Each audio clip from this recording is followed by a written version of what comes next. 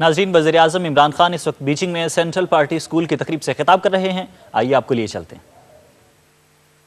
Ladies and gentlemen, let me say first of all what an honor it is for me to be here. I'm addressing what will be the future leaders of China. I'm addressing also the central school, which has traditionally been a place where great leaders like Chairman Mao, President Xi, Deng Xiaoping, who have addressed students.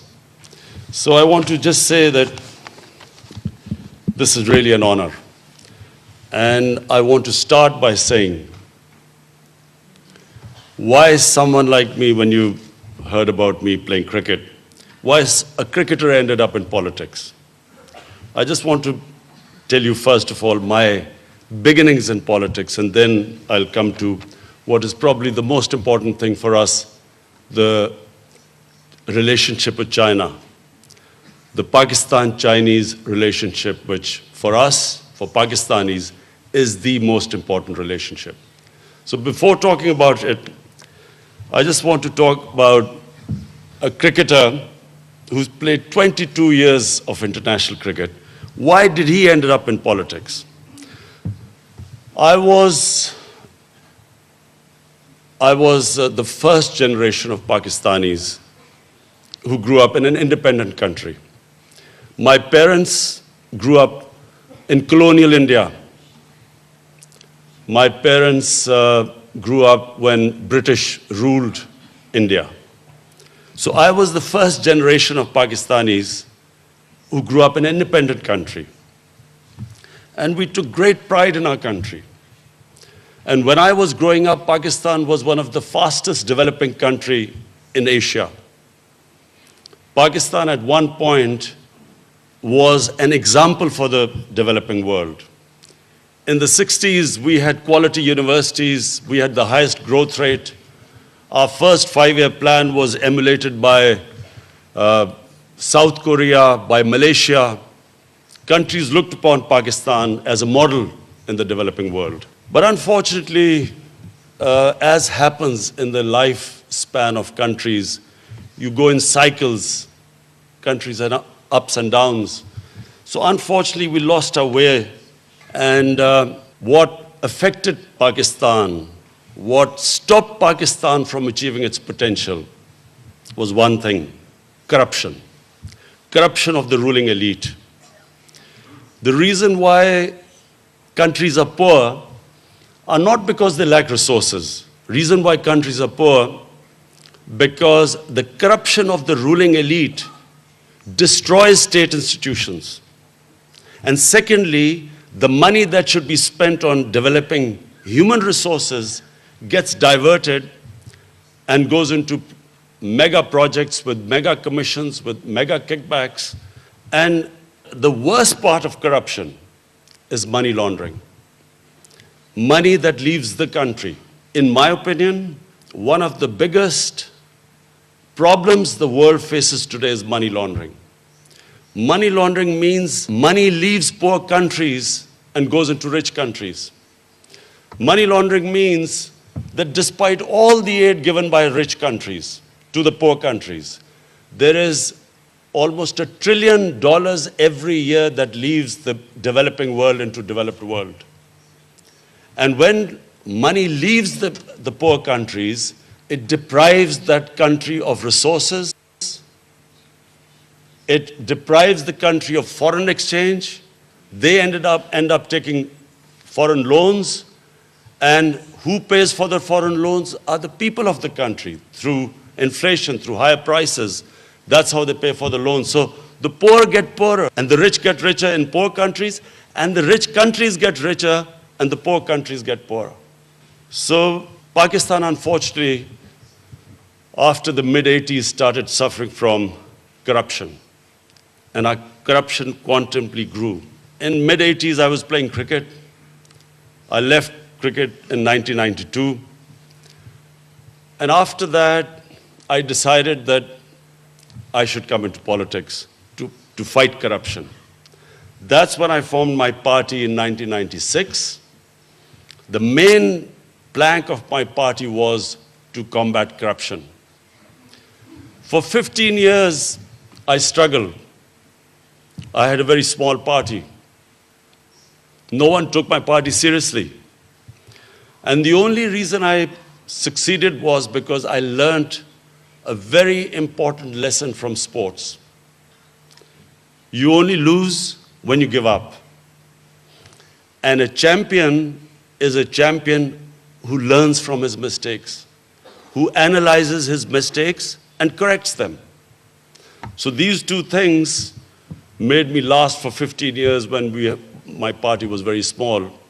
And then 7 years ago, suddenly people began to realize what I was talking about, corruption. Until then, no one took corruption as an issue. And then from 2011, exactly 7 years ago when I came to China as the head of my party, from then onwards, my party started growing. And today, it is, I thank the Almighty, it is the biggest party in Pakistan, and we are in government now. Now, ever since we have been in power, which is 2 months, our main concern is to strengthen state institutions. The stronger the state institutions, the less the corruption. And second is poverty alleviation. You cannot have a society where there are only a small number of rich people and a sea of poor people. You cannot have a society with so much inequality and expect that you will progress. Now, this is where we admire China so much. My admiration for China is for one reason mainly. No country in human history has ever taken 700 million people out of poverty in 30 years, as China has done. This is, in my opinion, the greatest achievement a nation can achieve. 700 million people out of poverty. The steps taken to do that is what my party, my government is very interested in. What we hope to learn from China and with close contact with the government, with the Communist Party of China, this is what we hope to learn. All the steps taken to achieve a feat that no nation in human history has ever achieved. Secondly, corruption. Corruption is a problem because you can catch the common criminals, but catching the white-collar criminal is difficult because the white-collar criminal has resources. He can hire expensive lawyers, and the state struggles to deal with the white-collar criminal. So these are the two main things which we want to learn from the Chinese experience, but also cooperation in so many areas. The Western model is totally different. The Western model of development is totally different to the Pakistan experience as opposed to the Chinese model of experience. 30 years ago, Chinese GDP was the same as what Pakistan's GDP is today. And in 30 years, the way China changed itself, that in itself is something which I want Pakistani scholars to study, because it was not one thing China did, it was a series of things. But above all, it was the mindset of the Chinese leadership that decided that they did not want a country where there was unequal development. And all the steps that have taken, and what I now, talking to President Xi, I found that the total number of people under the poverty line in China, 30 million. The objective now is to, in the next 5 years, take all the people out of poverty. In Pakistan, this is really what we want. My party stands for two things. One, as I said before, institution building, and number two is taking people out of poverty. What China has offered us is a great opportunity. CPAC has come to Pakistan as a great blessing. It affords an opportunity, not just the connectivity with China, but the special economic zones afford an opportunity for us to bring in investment. We need investment in Pakistan more than ever because Pakistan, because of mismanagement and corruption, and of course, last 15 years we have suffered because of the war on terror, Pakistan needs investment. We need investment because we have a current account deficit.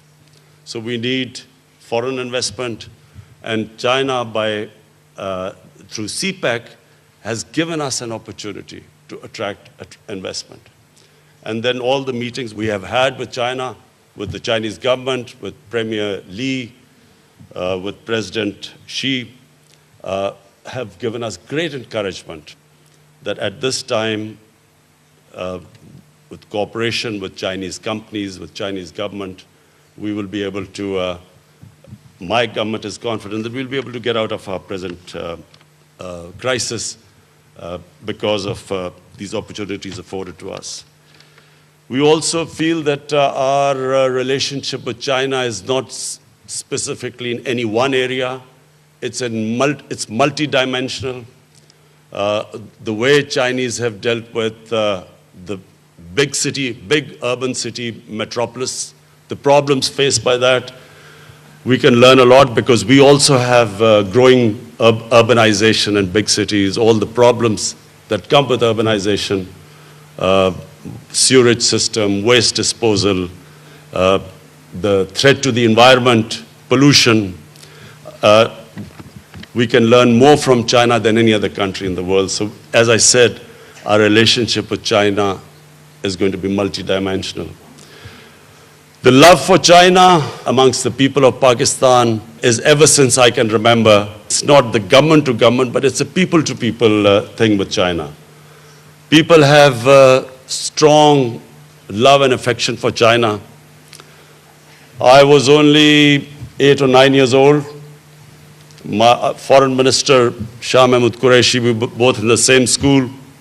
So we still remember when Premier Chu En-lai came to Pakistan, and all of us stood outside our school with Chinese flags welcoming him. Ever since then, always China has had a special place in the hearts of people of Pakistan. Whenever we have been in need, China has been there to help us. The expression all-weather friend is true as far as Pakistan is concerned for China.